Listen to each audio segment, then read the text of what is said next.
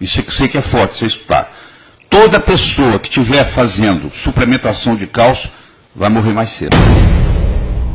Porque você toma o cálcio, ele vai para a coronária, ele vai para a carótida, ele vai para a aorta, ele calcifica e você morre. 7 anos a menos. Se você fizer suplementação com cálcio sozinho, você vai morrer 7 anos mais cedo.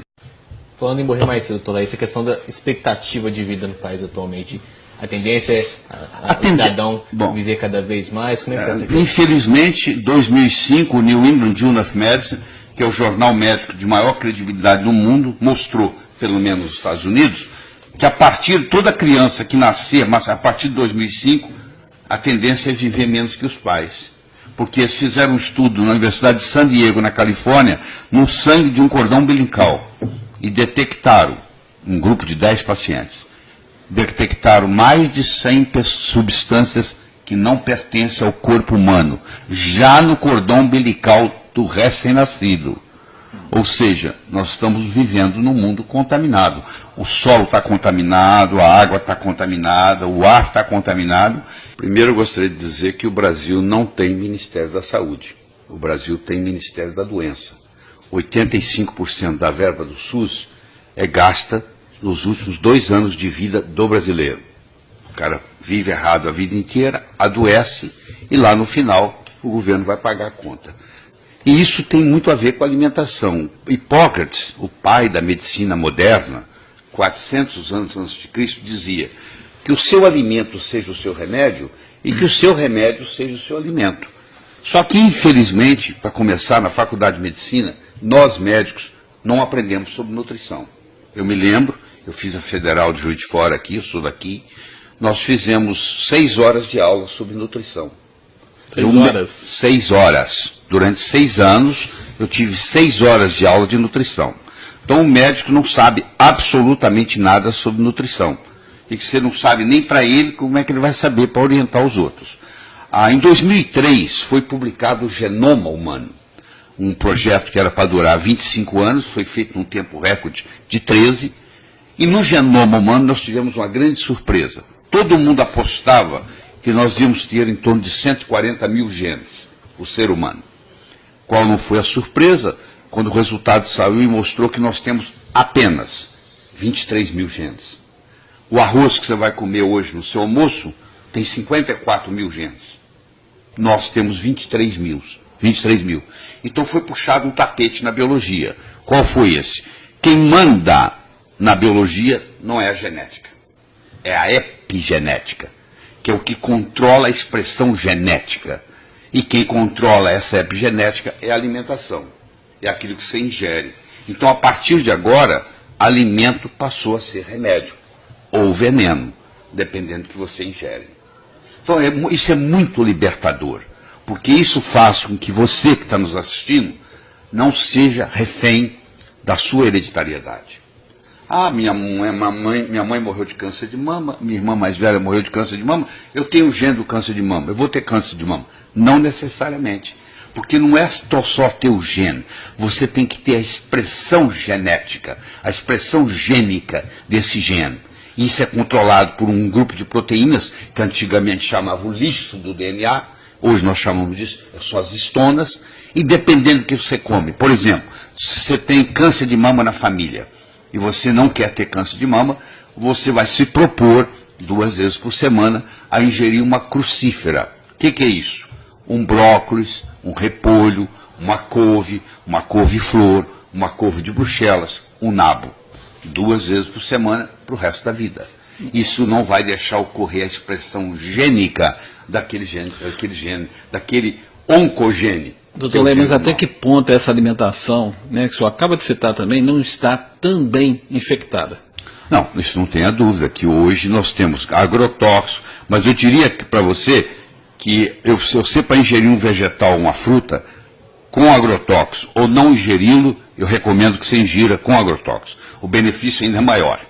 Mas o aumento, né, não sei se é a divulgação ou não, o próprio câncer, né, que vem aumentando muito. Sim. Está relacionado, talvez, a esse tipo de alimentação? Claro que está. Eu vou dar na minha aula hoje, eu vou mostrar como é que você pega um produto que está cheio de agrotóxicos e na sua cozinha você tira os agrotóxicos dele. É muito simples, eu vou passar para o telespectador aqui.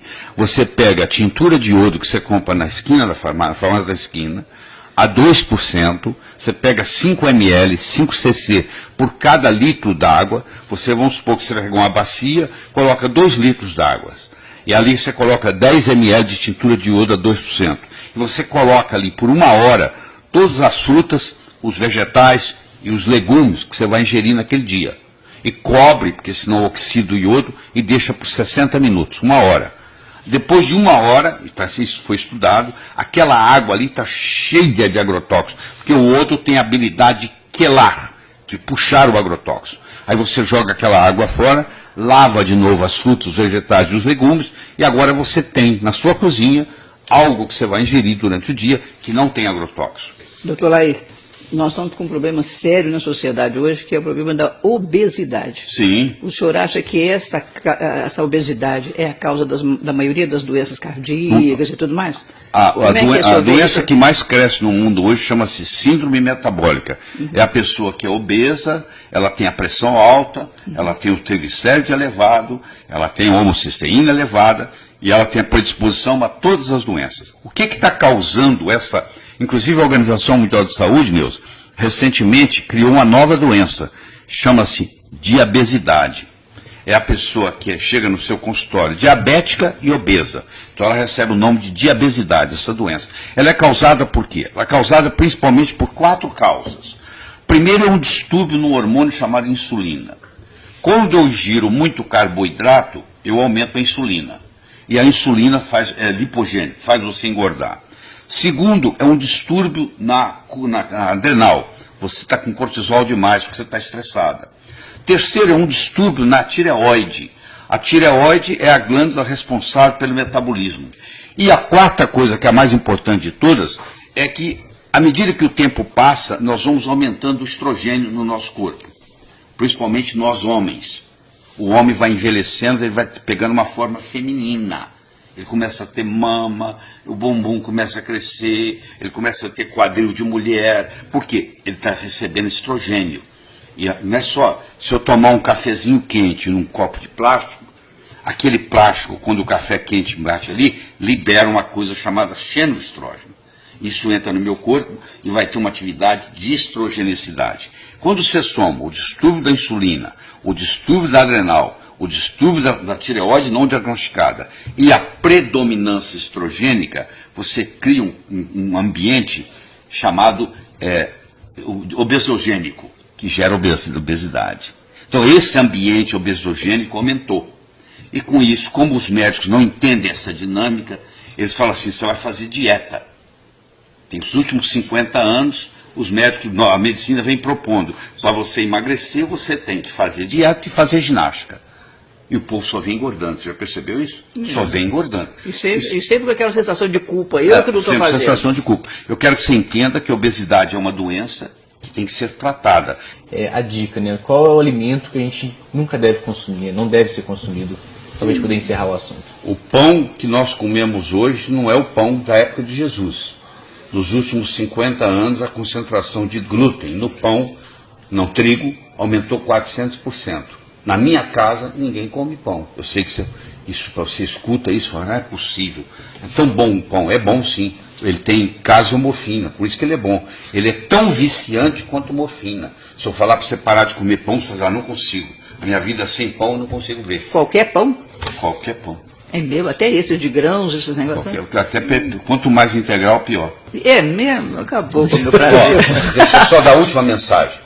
Se você não arrumar tempo para cuidar da sua saúde, um dia você terá que arrumar tempo para cuidar da sua doença.